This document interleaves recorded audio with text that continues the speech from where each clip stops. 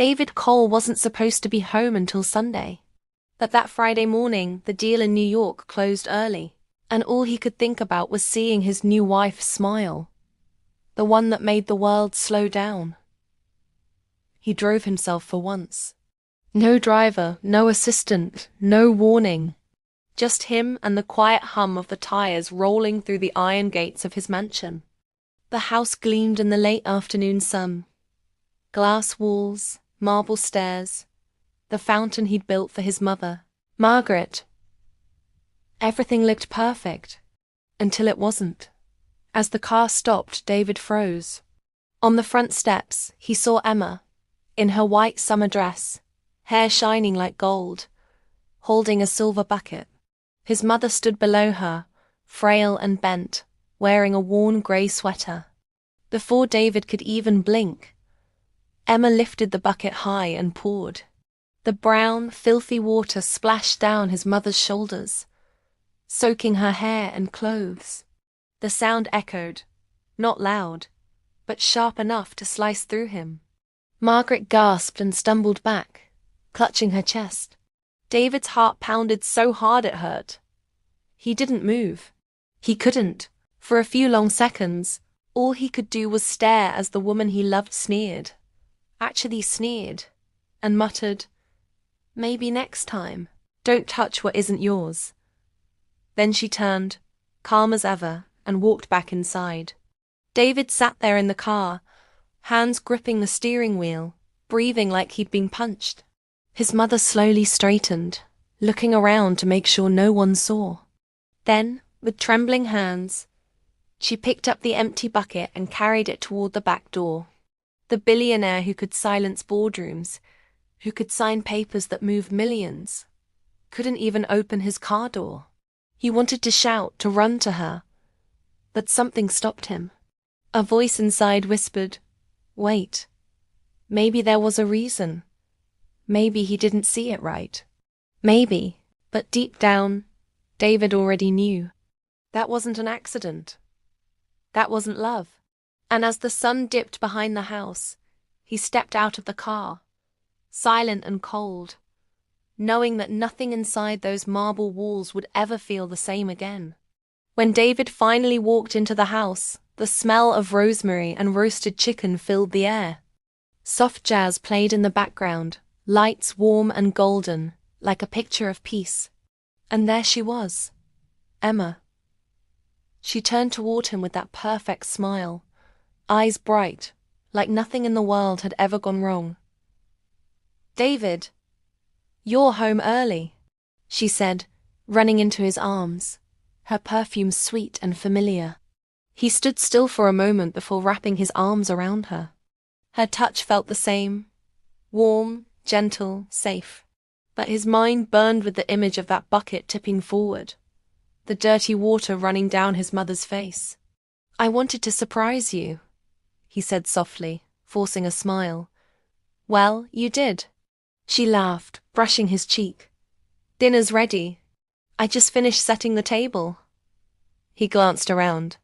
The table was perfectly arranged. Candles, fresh flowers, silverware gleaming. Everything looked right. Too right. "Where's Mom?" David asked, trying to keep his voice steady. Emma blinked. Just a second too long. "Oh," she said she was tired. "Went to her room after helping me clean the porch." She spoke so smoothly it almost sounded true. Almost. David nodded, pretending to believe her. He walked toward the kitchen, every step heavy. The mop leaned against the wall, wet and dripping. The silver bucket sat near the sink, washed clean. He touched it. Cold metal. No dirt, no smell, no proof. Emma had covered her tracks. She walked up behind him, wrapping her arms around his waist. "You've been working so hard, baby. You need to rest. Let me take care of everything here." David smiled faintly but didn't turn around. Her voice, her touch, they used to calm him. Now they made his stomach twist. That night at dinner, Emma laughed, told stories, poured his wine. She looked like the perfect wife in every way. And every time he looked at her, all he could see was his mother's shaking hands and that look of shame. He barely spoke, only nodded, watching her through the flicker of candlelight. By the time he went to bed, he had made a silent promise. He wouldn't shout. He wouldn't accuse. He would find out the truth, every piece of it, no matter what it cost. The next morning, the house was quiet, too quiet. David woke early, the sun barely touching the windows.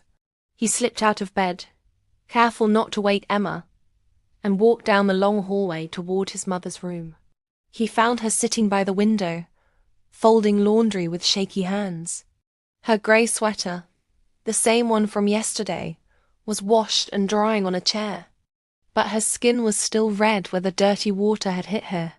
"Mum," he whispered. Margaret looked up, her smile small but soft. "You're home," she said gently, as if nothing had happened. He sat beside her. "Mum, I saw. Yesterday. I saw everything." For a long moment she said nothing. Then she sighed. A sound that carried years of silence. "Please don't be angry with her, David." He blinked. "Angry with her? She humiliated you, Mom." Margaret shook her head. "Maybe I made her upset. I broke one of her vases last week. It was my fault. She told me not to touch it, but I was dusting." Her voice trembled as she spoke. David's chest tightened. He knew his mother. Kind to everyone, even those who didn't deserve it. But this wasn't about a vase. This was about power. Fear. Control. He reached for her hand. "How long has this been going on?"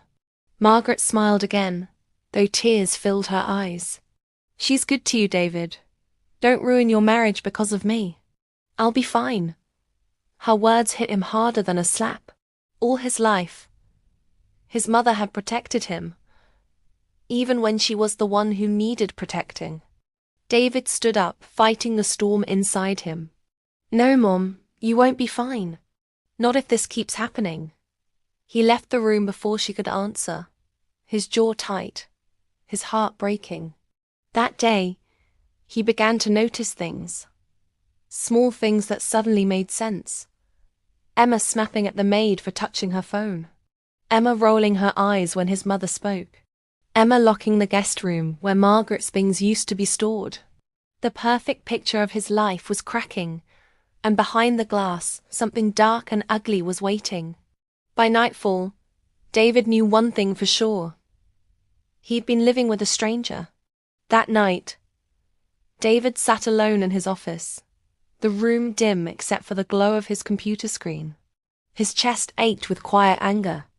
The more he thought about his mother's shaking hands, the more a single word echoed in his headproof.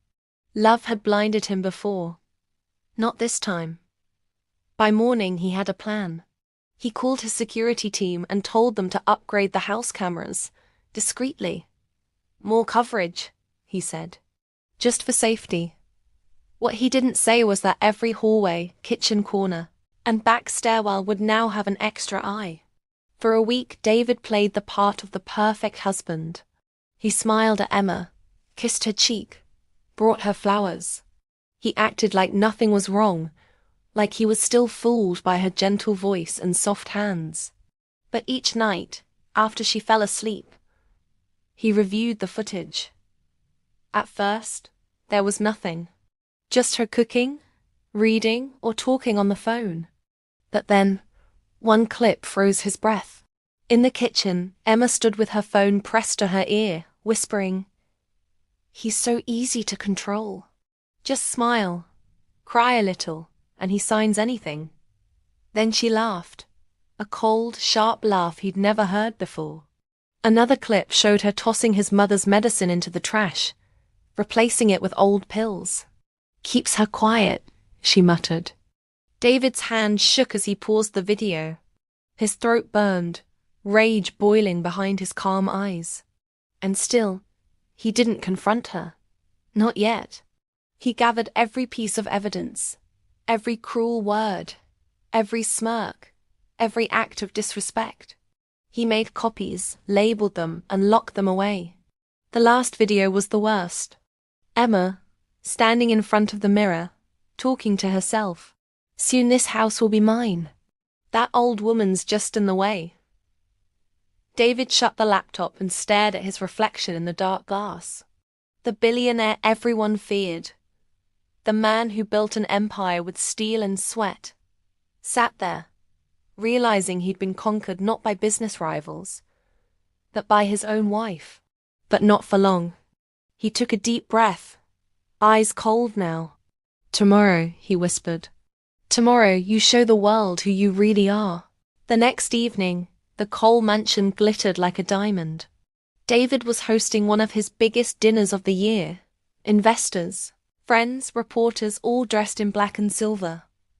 Laughter filled the air. Glasses clinked and cameras flashed. Emma moved through the crowd like a queen. Her gown shimmered, her smile perfect. To my husband, she said, raising her glass. The man who makes dreams come true. David smiled back, calm, unreadable. Thank you, sweetheart, he said softly. But tonight, I want to show everyone something special. The guests turned toward the giant screen behind him. The music faded. A hush fell over the room. The screen flickered, then played the first clip. Emma's voice filled the hall.